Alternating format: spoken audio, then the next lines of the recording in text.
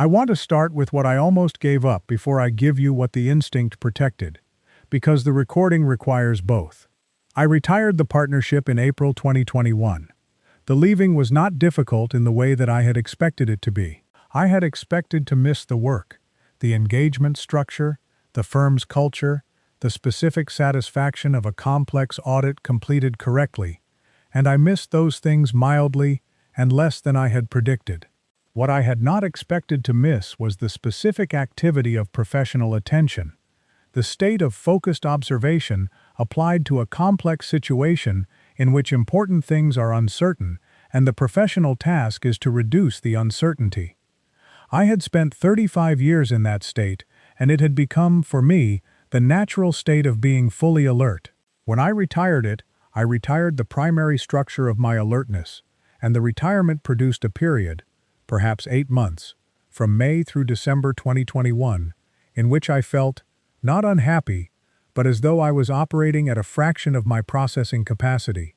I was reading, traveling, managing the transition, but I was not doing the thing that had made me professionally myself for 35 years, and the absence was more present than I had accounted for. By early 2022, when the retirement planning had given way to the active exploration of what the next chapter was, I had begun to understand that the auditor's instinct was not going to retire just because the partnership had. It was going to transfer to whatever I applied sustained attention to, and the question of what to apply it to was the real question of the retirement. Thailand turned out to be the answer, in ways I had not predicted, and May 2023 turned out to be the occasion on which the transfer became visible. There is a specific professional skill that a Big Four audit partner develops across 35 years that is worth describing before I describe what it did in Chiang Mai, because the skill is the story. It is not the skill of finding numbers that do not add up. Any competent accountant can find numbers that do not add up. If they did not add up, they are not usually in a set of accounts intended for external review. The skill is more specific than that. It is the skill of recognizing that a set of numbers adds up correctly, while something in the room where the numbers were presented does not add up at all. A silence where a question should have been welcomed. A document produced too quickly to have been assembled in response to the specific request. An answer whose precision suggested rehearsal rather than recollection. It is the auditor's instinct for the gap between what is true and what is being performed as true, and it is a skill that operates below the level of deliberate analysis, and that, after 35 years, fires automatically in the presence of the relevant signals. I retired from the Cape Town office of the firm in 2021. I told myself I had retired the instinct with the partnership. I was in Chiang Mai in the spring of 2023, and the instinct fired, and I am going to tell you what it fired at. My name is Alan. I am 67 years old. I am from Johannesburg originally, and from Cape Town by residence for the past 22 years, and I came to Thailand in January 2023, with a plan that I had developed across 2 years of careful post-retirement thinking, and that I want to describe before I describe Nataya, because the plan matters for understanding the specific vulnerability that Nataya walked into. Let me give you the 35 years before the plan, because the 35 years produced the instinct, and the instinct is what this recording is about. I joined the Cape Town office of the firm in 1986, 2 years after completing my articles in Johannesburg, and I made partner in 1998. And for the 23 years of my partnership, I led audit engagements across mining, construction, financial services, and the retail sector, which in South Africa spans the full range of corporate complexity from straightforward to actively adversarial. South African corporate audit in the period I was operating was not a gentle environment. The country was producing, in the late 1990s and through the 2000s, a generation of corporate fraud cases that were internationally notable, and that required auditors who could look at an entity that had passed every procedural check and ask, "But is any of this real?" I became, over time, one of the auditors who asked that question well.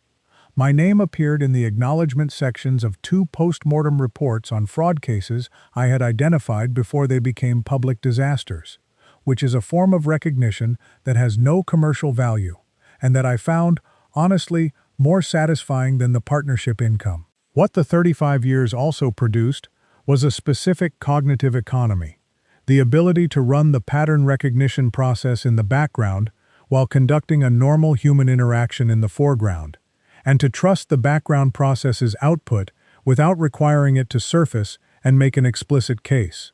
By the time I retired in 2021, the instinct was so habitual that I had forgotten it as a skill. It felt like ordinary attention. It was only in Chiang Mai in May 2023, when it fired on something that was not a corporate balance sheet, that I remembered it was there. My name is Alan. I am 67 years old.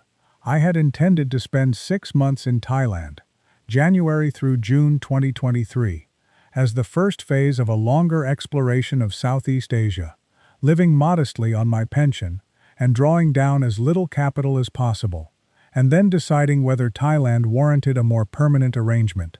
My pension is approximately 37,000 rand a month, which converts, at the exchange rates of early 2023, to something like 65,000 baht, which is more than enough to live well in Chiang Mai. I had a capital pool of approximately R1.8 million, savings from the partnership years, which I intended to preserve as a long-term buffer and which I was not planning to deploy on anything in Thailand, at least not in the first 6 months. I had made this decision deliberately. No financial commitments in the first 6 months. Look, learn, walk, eat, think. Deploy nothing. This was the plan. The plan was correct, and it was almost not followed. I met Nataya in February 2023, approximately 6 weeks into the Chiang Mai stay. Let me give you the Chiang Mai choice before the Nataya chapter, because the choice tells you something about what kind of man was in the city in February 2023 and what kind of man was therefore in the restaurant in late April. I had considered 8 retirement locations seriously. Cape Town was excluded because I had lived there for 22 years, and the point of retirement was to change something. Portugal and Spain were both too familiar to anyone who had spent a career in a firm with European offices. Vietnam was on the long list and dropped because the visa conditions were inconvenient for a long stay rather than a tourist visit. And Thailand, Malaysia, and Taiwan made the final 3 on the basis of healthcare infrastructure, cost of living at the standard I required, and English availability at the professional service level I occasionally still used. Within Thailand, Chiang Mai over Bangkok was the correct choice for a man who was moving away from density and noise rather than toward it, which I had been embedded in for 35 years and which I did not want to replicate in retirement. I verified the Chiang Mai choice by spending 2 weeks there on a scouting trip in October 2022, and the verification confirmed the analysis. The city is small enough to become local and large enough to offer what a city offers, and the balance is precisely what a retired audit partner who spent his career in urban professional environments needs, which is access to the city's amenities at the pace of a provincial town. I arrived in January 2023. The plan was 6 months. It became 14, and continues. Let me tell you something about arriving in Thailand from South Africa, because the context matters, and because it is absent from most of the recordings in this genre, which are produced by men whose home countries have stable currencies and whose pension to baht conversion has not been a source of anxiety. The rand is not a stable currency. It was not stable in 2023, and it has not been stable since I retired. And a man living in Thailand on a South African pension is a man managing a currency risk on his income side that is absent for the European or North American retiree. I had run the numbers before arriving. The pension at various rand-baht scenarios, the capital drawdown required at each scenario, the point at which the numbers stopped working, and the numbers worked at the time of arrival, and they had worked less well by May 2023 than they had in January, because the rand had moved in the direction it tends to move, which is not the favorable one. This is the specific context in which the 1.2 million baht arrived. A man who is watching his currency underperform and whose capital buffer is therefore more important than it appeared at the planning stage. The instinct that fired in late April was firing in a situation where the buffer was already under more pressure than the original model had assumed. The double exposure, currency risk on the income side and potential fraud risk on the capital side, is what made the 10 days of signal assembly not academic but genuinely consequential. I processed it as professional pattern recognition. I also, below the professional processing, felt the weight of it as a 67-year-old man who cannot afford to misplace 30% of his capital. And the feeling was the same feeling, and the professional processing was applied on top of it. And both of them produced the same conclusion, which was, do not sign. I met Nataya in February 2023, approximately 6 weeks into the Chiang Mai stay. She was 37, from Lampang, managing the reception of a boutique guesthouse near Niman Road, where I had stayed for the first 3 weeks before moving to a monthly rental. She spoke good English, not fluent but sufficient, with the specific confidence of someone who has been using it professionally for years and who has calibrated her vocabulary to the practical rather than the elegant. She was funny in a dry way that I found immediately appealing because my professional register is dry and I have spent 35 years with people who communicate in that register. She was also, I want to say this precisely, a warm person, not a performed warmth, but the warmth of someone who is genuinely interested in the people they are dealing with, which is a quality I know how to assess because I have spent 35 years assessing whether the warmth of client representatives was genuine or procedural, and the assessment is reliable. We met for coffee twice in the first week after I moved from the guest house. We met for dinner once. In the 4th week I told her that I was unlikely to stay in Chiang Mai past June, and she said she understood, and the conversation continued without any change of register, which I noted because it was the correct human response, and because I am a man who notes things. Across March and April, the connection developed in the way that connections between two adults who are both past their middle years develop. Not dramatically, not as an emergency, but as a sustained series of encounters that became expected and that had a warmth I was not going to misrepresent. I was not a tourist having a fling. I was a 67-year-old retired audit partner, making, for the first time in many years, a human connection that was not professional, and I valued it as what it was. In late April, Nataya told me she had an opportunity that she wanted to share with me. She described it as follows: a villa outside the city, perhaps 40 minutes north toward the mountains, that a Thai developer known to her family was selling at a price significantly below market because the developer needed liquidity before a construction deadline. I want to give you that dinner more precisely, because the setting and the manner are part of what the instinct was reading. We were at the restaurant I mentioned, a Thai Chinese place near Nimman, that had been my regular for about 2 months, and whose owner knew me well enough by that point to bring the tea without being asked. Nataya had not indicated in advance that the dinner would be anything other than the dinner we had been having. She arrived at the time we had agreed. She looked exactly as she always looked. She ordered her usual from the menu, and she talked about ordinary things for approximately 20 minutes before she said she wanted to share something with me. The ordinary 20 minutes are worth noting, because an approach that begins with the opportunity before the ordinary human texture of the conversation is an approach that has a different character from one that emerges naturally from within it. I want to be precise. I am not saying that this approach is sinister.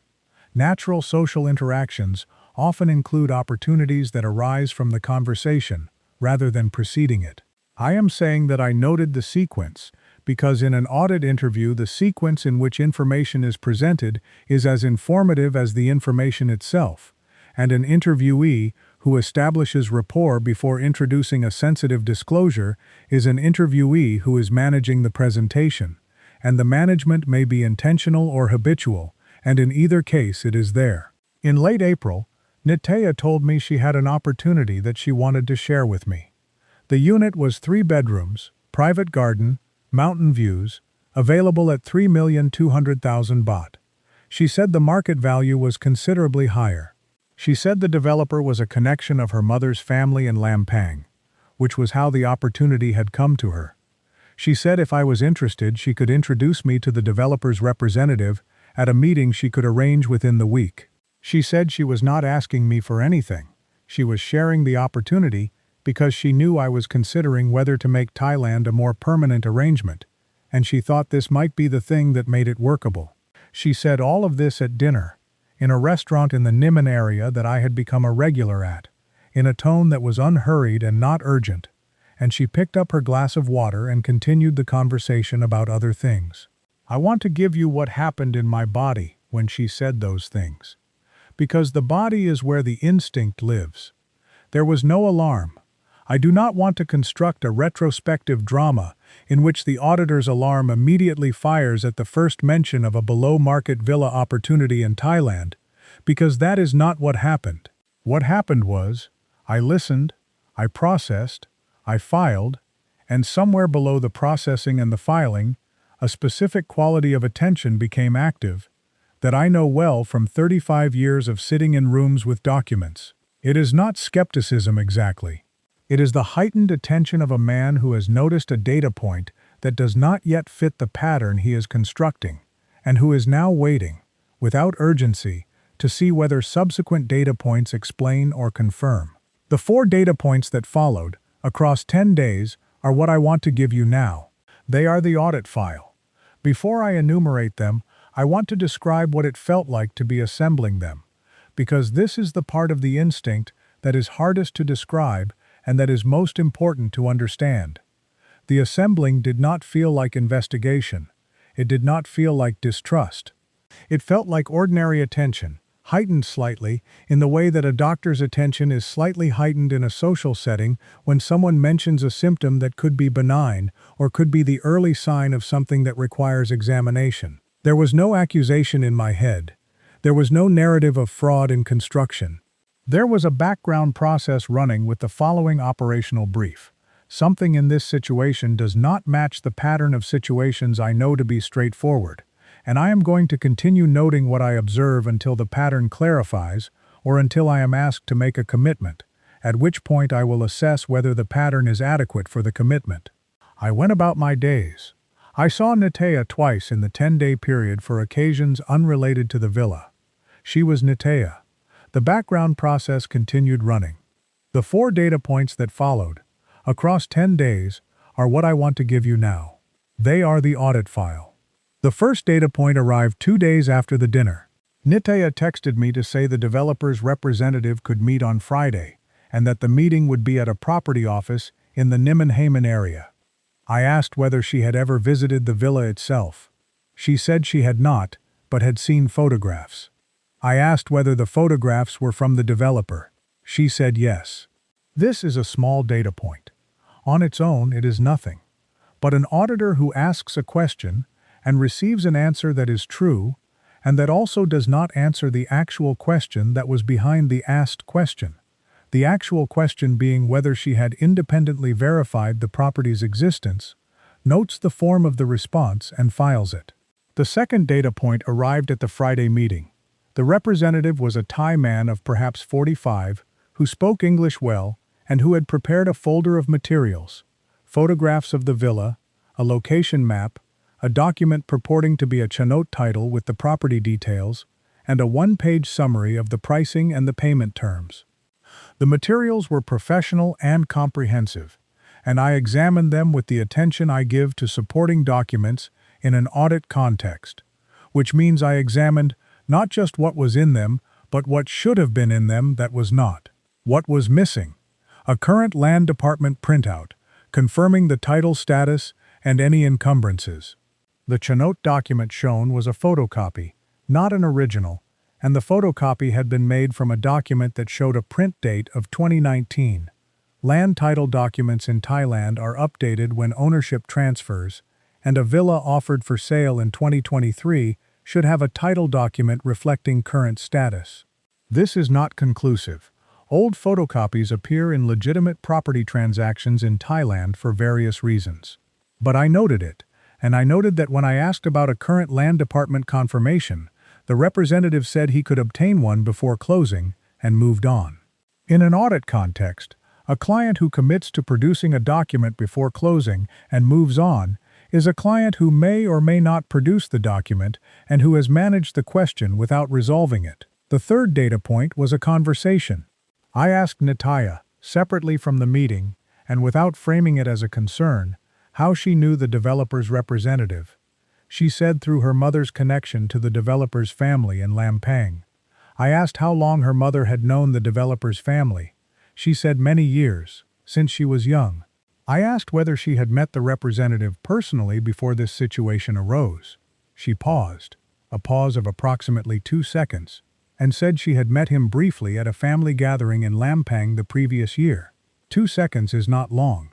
In ordinary conversation, 2 seconds is nothing. In an audit interview, 2 seconds before a specific biographical detail is a signal worth noting, because genuine recollections of specific memories are retrieved faster than constructed ones, and the 2-second pause on a question about a personal encounter is a different kind of pause than the 2-second pause on a numerical question that requires calculation. I noted it. I did not say anything. The fourth data point was the payment timeline.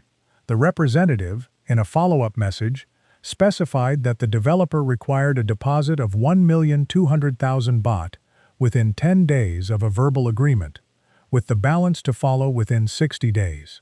1,200,000 baht is approximately $33,000 at the rates of May 2023. It is also, I noticed, the specific amount that is in the range that appears in the operating literature of property fraud schemes in Thailand that target foreign nationals, large enough to represent a significant loss to most individuals, small enough to be plausible as a deposit on a 3 million baht property. I want to be precise about this. I had not been reading about property fraud when I noticed this. I noticed it because 35 years of examining transactions in which numbers were selected for a purpose rather than derived from calculation produces a specific recognition of numbers that have been chosen. 1.2 million is a chosen number. A legitimate deposit on a property of this type in the Thai market in 2023 would typically be calculated as a percentage of the purchase price, usually 10 to 20%, which on a property of 3.2 million would be 320,000 to 640,000 baht. 1,200,000 baht is 37.5% of the purchase price. That is an unusual deposit percentage. I filed it. I want to be exact about what the 4 data points did and did not produce, because exactness is what this recording requires. They did not produce proof of fraud. They did not produce proof of anything. Each individual data point was consistent with legitimate business, human memory, and market norms, with some friction. The pattern they produced, across 10 days, assembled in the specific way that an auditor assembles patterns, was a pattern whose aggregate probability of arising from a legitimate transaction was low enough that I was not willing to transfer 1,200,000 baht to resolve the uncertainty. This is the auditor's standard, not proof, but the assessment of whether the risk is acceptable given the available evidence. My assessment was that it was not acceptable. On the 14th of May 2023, I told Nataya that I had decided not to proceed with the villa opportunity. She said she understood and hoped I had not found the approach uncomfortable. I said I had found it interesting. I want to give you those 2 sentences more fully, because they are the most loaded exchange in the recording. She said she understood and hoped I had not found the approach uncomfortable. Is the response of a woman who is either a person who offered a genuine opportunity that was declined without offense, or a person who recognized that the auditor had not proceeded and who managed the recognition with composure. The response is identical in both cases. I said I had found it interesting. Is the response of a man who, in 35 years of audit, has learned to say exactly as much as is necessary and not one word more. Interesting covers. I noticed everything. It does not say, I wrote a review document. It does not say, the deposit percentage was anomalous. It does not invite a defense, which is not what I wanted, because I did not want to know whether her defense was any good. I wanted to be in a position where I had not committed 1,200,000 baht, and I was in that position, and the conversation needed to end with both of us intact, and it did. We had coffee 2 days later. She was warm and normal. On the 14th of May 2023, I told Nataya that I had decided not to proceed with the villa opportunity. Whether she knew what the opportunity actually was, I cannot tell you. I cannot tell you because I do not know. I should give you what happened between the fourth data point and the May 14th decision, because the gap between assembling a pattern and acting on it is where the instinct either fires or doesn't, and I want to give you what firing looks like in practice. What happened was, I spent 3 days after receiving the payment timeline re-examining each of the 4 data points, which is the audit equivalent of the working paper review. You go back to each piece of evidence and you ask, could I have misread this? The first data point, she had seen photographs provided by the developer, not the property itself. This is common in property transactions. It is also common in fraudulent property propositions. The photographs being the developer's own photographs is consistent with both. Noted. The second data point. A 2019 photocopy chenote presented in a 2023 sale, with a promise to provide current land department confirmation. Legitimate sales sometimes use existing title documentation as a preliminary. The promise to provide current confirmation before closing is a standard commitment in legitimate transactions and a standard deferral in fraudulent ones. Noted. The third data point. The 2-second pause before a biographical detail about a personal encounter. People retrieve genuine memories at varying speeds, especially memories of events from a year prior at social gatherings. 2 seconds is not long. It is also longer than the baseline I had established for Nataya's memory retrieval speed across 3 months of conversation. Noted. The fourth, the deposit percentage of 37.5% against the transaction value. Unusual but not impossible. Legal in any case. Noted. What the review produced was not a changed conclusion, but a more precisely specified one. The pattern remained anomalous. The individual elements remained individually explicable. The aggregate probability of the pattern arising from a legitimate transaction was lower than the probability required by any risk threshold I was willing to accept for a 1,200,000 baht commitment. I wrote this up because I write things up as a professional habit, in a private document that I called simply Review, May 2023. It is on my laptop. It has a conclusions section. The conclusions section says, insufficient positive evidence to proceed.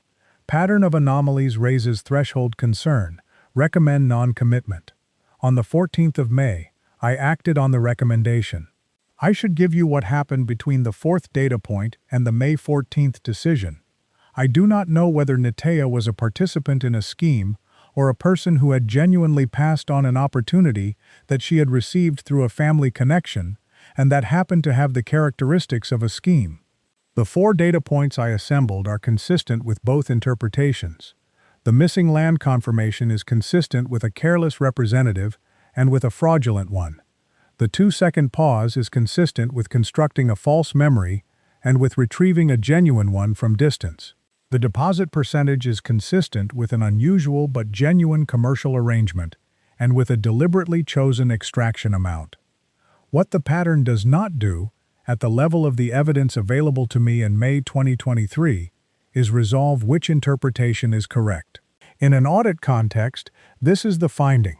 The evidence is insufficient to conclude fraud, and the risk is sufficient to recommend against the transaction. I recommended against the transaction. I am the only person in this situation who received the recommendation, and the only person in this situation who acted on it. And I acted on it correctly, and I have been sitting with the not knowing ever since. I have been in Chiang Mai for about 8 more months since the May decision, which extended my 6-month plan into a 14-month stay because Chiang Mai was, in all the ways that were not Nataya and the villa, exactly what I had hoped. Let me give you the daily structure of the 14 months, because the recording has been largely about a 10-day period in May, and I want to account for the rest. I wake between 6 and 6:30, which is earlier than I woke in Cape Town, and which I have been unable to break, and I have stopped trying because the early morning in Chiang Mai is the best part of its day, and I am glad to be in it. I walk before the heat, 40 minutes to an hour, depending on the route, through a residential area between the old city and Niman that is well shaded and that has the texture of a neighborhood that is being used rather than displayed. People going to work, market vendors setting up, the specific sounds of a city becoming itself for the day. I have a coffee place that I use most mornings at about 7:30, and I am known there in the way that I am now known in several places in Chiang Mai, which is the way of a man who has been in the same places at the same times for 14 months and who has made himself knowable by being consistent. The morning is whatever the morning wants to be. I have been doing some consulting work for a South African firm that I did not entirely stop when I retired, about 4 hours a week, and the consulting is more of a conversation about professional practice than an engagement, and I find I value it for the thinking it requires rather than the income it produces. The afternoons I have largely restored to what afternoons are for, which is the slow inhabitation of a place, and Chiang Mai's afternoon has a quality, the light and the heat and the specific pace of a Thai city in the early afternoon when everyone with any sense has made a concession to the temperature, that I find as restorative as anything I have encountered in a retirement that I have been designing for 2 years. I did not expect to be designing for Chiang Mai. I designed correctly. I have been in Chiang Mai for about 8 more months since the May decision. The mountains are real, and I drove north twice to see the landscape the villa would have looked at. Open valley and forested ridgelines, and the specific dry season light. And the landscape is there for any man who goes to find it without a cenote document and a developer's urgency. The food is what it is, which is the best I have eaten at any price anywhere. The pace is correct for a 67-year-old man who spent 35 years in the fast-paced advisory ecosystem of a Big Four partnership and who needed, when the partnership ended, to find out what pace was correct for him without the partnership defining it. The pace is this: coffee at 7, a walk before the heat, the morning spent on whatever the morning wants, reading, correspondence, the occasional consulting engagement I have not entirely given up, and the afternoons and evenings at the rate that the city runs, which is unhurried and good. I have a flat near the Saturday market. I have 3 restaurants where I am known. I have a small community of other long-stay expats with whom I interact at the rate and with the depth that feels right, which is regular enough to constitute connection and spaced enough to constitute solitude, and I have had both, and the balance is correct. Nataya and I still see each other occasionally.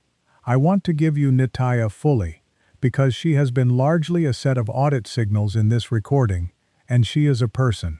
She is 37, she has been managing the guest house for 5 years, she built its online reputation herself, the review profiles, the response management, the pricing strategy for different seasons, with the competence of someone who has a specific talent for the work and who has developed it through the doing of it, rather than through formal training. She is funny in the dry register I described at the beginning, and across the months of our acquaintance before the villa conversation, I had come to appreciate her humor as the genuine article, not a performance of dryness, but the dryness of a person who has observed more of the world than is necessary for contentment, and who has decided that the most honest response to that observation is amusement. She has a sister in Chiang Mai and a mother in Lampang whom she visits monthly, and the visits produce, when she returns, a specific quality of weariness that I recognize as the specific weariness of a person managing a family that is more demanding than she lets on, and I have not asked about it because it is not my business and because she has not invited the question. These are the things I know about Nataya. They are not consistent with a fraudster who constructed a 3-month relationship as the foundation for a property scheme. They are also not inconsistent with a person who receives family network opportunities and passes them along without examining them closely. I cannot resolve which is true, and I am not going to resolve it here, and the not resolving is part of the open verdict, and the open verdict is the correct finding when the evidence does not warrant a conclusion. In 35 years of audit, I produced exactly 12 open verdicts, engagements where I could not find the fraud and could not clear the entity, and had to tell the client, the evidence is insufficient to conclude, and the risk is present, and the decision is yours. 12 in 35 years. This is the 13th open verdict, and it is the one I will remember longest, and it is the one where I am also the client, and I have made my decision, and the decision was not to proceed, and the not proceeding is what I have, and it is what I keep. I should add one more thing about the 1.2 million baht and why that number matters specifically in my situation. Because the recording has described it as a near miss without fully accounting for what was at near miss. At the exchange rates of May 2023, 1.2 million baht represents approximately 33,000 US dollars, which, from a South African rand capital base, is a significant proportion, something between 30 and 35% of what I had available. This is not a sum that was going to be rebuilt from the pension. A retired South African drawing rand pension in Thailand in 2023 was, as I was, managing an exchange rate that had not been kind since I retired, and the capital pool was working harder than the original projections had assumed. The loss of 30 to 35% of that pool would have changed the retirement plan in ways I would not have been able to absorb without changing what the plan was for. The instinct fired. The number stayed. And the retirement plan is intact. And the mornings are what they are. And the mountains are where they are. And I did not earn those things by transferring 1.2 million baht to a developer I had never met for a property I had never seen.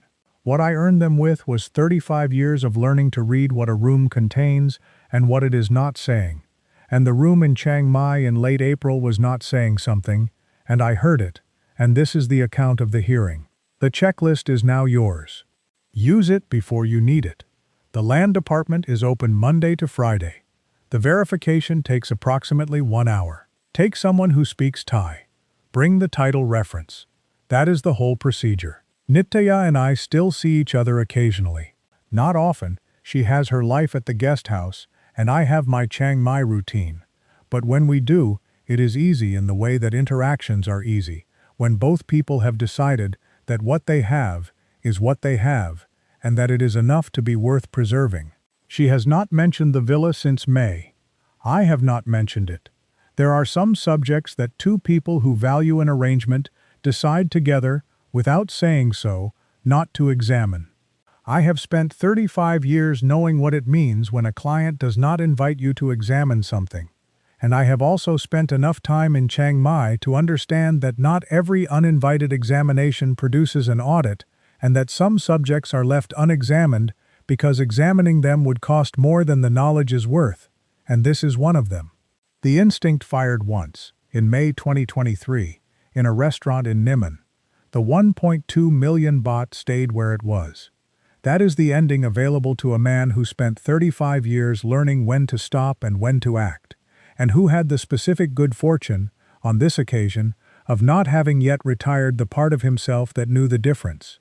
I want to tell you what happens after the near miss is confirmed, because this part is absent from most accounts of the category. After May 14th, the capital stayed. The relationship with Nataya continued, at reduced frequency and undiminished warmth, without the subject being revisited. The Chiang Mai life continued as it had been, and I found across the subsequent weeks that the near miss had produced in me a specific quality of relief that was not the relief of having escaped something dramatic.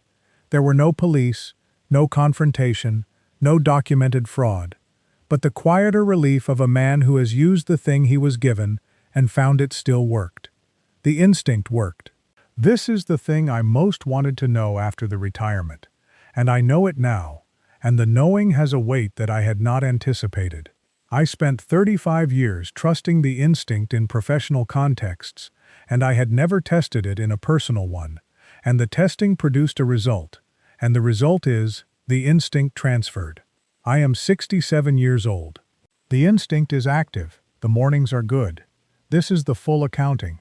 I want to end with something practical, because this recording is implicitly for men who do not have 35 years of audit experience, and who may find themselves in an equivalent situation without the equivalent instinct. The instinct can be approximated by a process, and the process is the following. If you are in Thailand and someone you have a genuine connection with presents you with a property opportunity that involves a significant sum on an accelerated timeline, before you do anything else, go to the local land department office with the title document reference and confirm the current registration status and any encumbrances. This takes about an hour and costs nothing.